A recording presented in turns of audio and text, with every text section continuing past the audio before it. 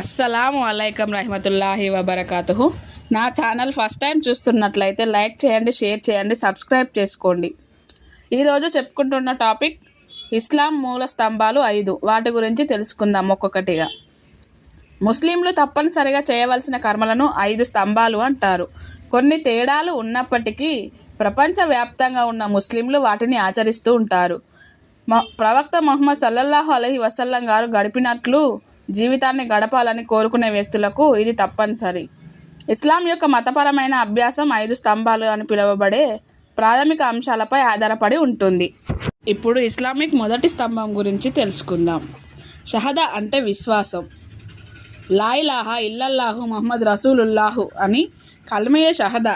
అషాదు అల్ లా ఇలాహా ఇల్లల్లాహు వ అషాదు అన్న ముహమ్మదన్ అబ్దు వ రసూలుహు అని పలకాలి. దీని అర్థం ఏంటంటే, నేను సాక్ష్యం చెబుతున్నాను, అల్లాహు ఒక్కడే, అతనికి ఎవరు సాటి రారు, ముహమ్మద్ సల్లల్లాహు అలైహి వారు అల్లాచే పంపబడ్డ ప్రవక్త అని దీని అర్థం. మనం రోజువారీ పని చేసుకుంటూ కూడా ఇది పఠించవచ్చు. వీలైనంతగా దీన్ని ఎక్కువసార్లు పఠిస్తూ ఉండండి. అస్సలాము అలైకం రహమతుల్లాహి వబరకాతుహు. దీని తర్వాత ఒక్కొక్కటిగా వస్తుంది. 5 మూల స్తంభాల గురించి చెప్తాను. నా ఛానల్ని ఫాలో అవ్వండి. అస్సలాము అలైకం రహమతుల్లాహి వబరకాతుహు.